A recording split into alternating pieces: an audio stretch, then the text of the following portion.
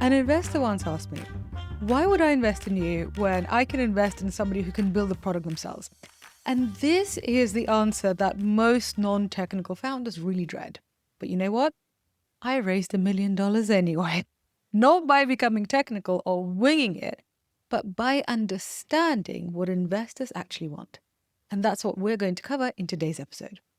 Hello, smart people. How are you today? Happy New Year! Before we get started talking about fundraising, I want to address something that might be clogging up your inboxes, and that's this whole New Year, New You messaging. And I don't agree, because I don't think you need a new you. I think you are fabulous as you are, and I think that of myself too. But you might need some new habits and some new skill sets, and that's definitely how I'm thinking about 2026. What things do I want to learn? What skill sets do I want to learn? What do I want to experience this year? And that's different from, new you, which is completely overhauling your personality. And this is the way that I also think when I'm thinking about making programs for tech for non-techies. I think about helping people to build new skill sets rather than turning them into a completely new person. So building in your existing strengths and your existing insights. So let's say you run a retail store and you're really good at it, like my student Noor, from whom you heard about a couple of episodes ago. Let's say you run a retail store and you're really good at it, like my student Noor, from whom you heard about 2 episodes ago. So when she joined Tech for Non-Technical Founders, we did not completely change her because, we didn't need to. But we gave her new skill sets. So we helped her use her current insight and her existing talent. And we taught her the new skill set of how to build a tech product and how to lead product development. As a result, she won $65,000 in equity-free funding in startup competitions, and then she used that money to hire professional developers. Those developers then created her a product, and that product went from idea to existence literally within 7 months. And in those 7 months, and when it came into existence, it already started making revenue. And now, basically, it can only grow exponentially. It can only really grow way beyond what she could envision as somebody who is only running a retail business. And that started with her learning a new skill set.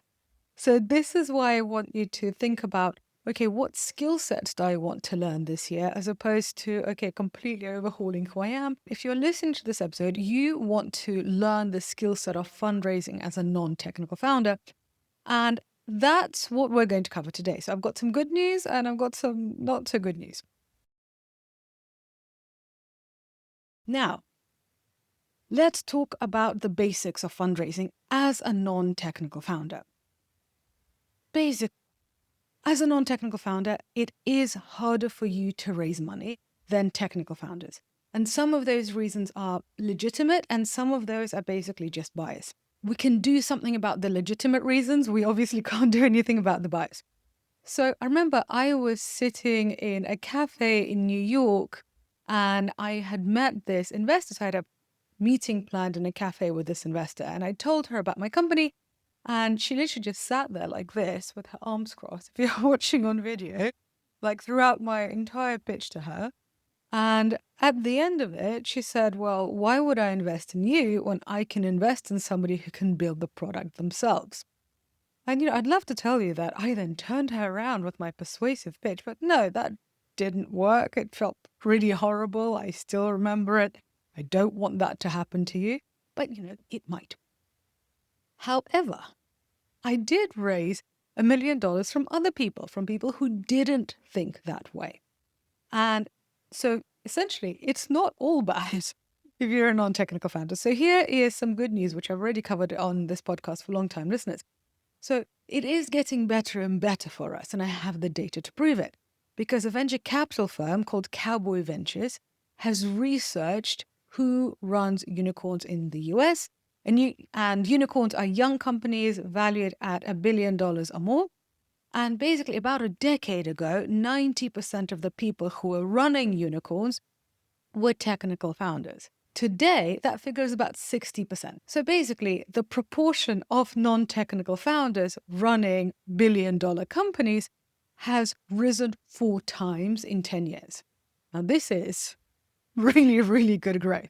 So literally, if you're looking at this as an investor and you're looking at this trend, you're like, okay, if something is growing 4 times in 10 years, then okay, that's maybe I want to be part of that. So clearly, there are investors who are funding non-technical founders and writing very, very, very large checks, because that's how you get a $1 billion valuation. So there is lots of opportunity for non-technical founders. But the thing is, because there is more stigma and there are also legitimate concerns, we basically have to work harder than technical founders to capture that opportunity. So the opportunity is there, but you can't wing it, basically. When you're fundraising, you're essentially fundraising for 2 pillars in your business. You're asking for money for 2 things: product development and marketing. Investors need to know that you know how to do both. You know how to build a great product and how to get customers to pay for it. Now, if investors think that you're clueless about either of those topics, then they are not going to fund you, and they shouldn't fund you because you're probably going to lose their money, right? This is why understanding how a product goes from idea to scale is so, so, so important. So when you are speaking to investors and you're explaining your hiring plan and you're estimating your budget correctly, and you are talking about how you can embed growth into your product from day one, basically investors stop seeing you as a liability. They see you as a leader with a plan to make money. And this is what investors want, because ultimately investors don't care if you code. They don't care if you're building the product themselves. They care if you're going to get a return on their investment. Literally, they are people in the money world. They want you to multiply their cash.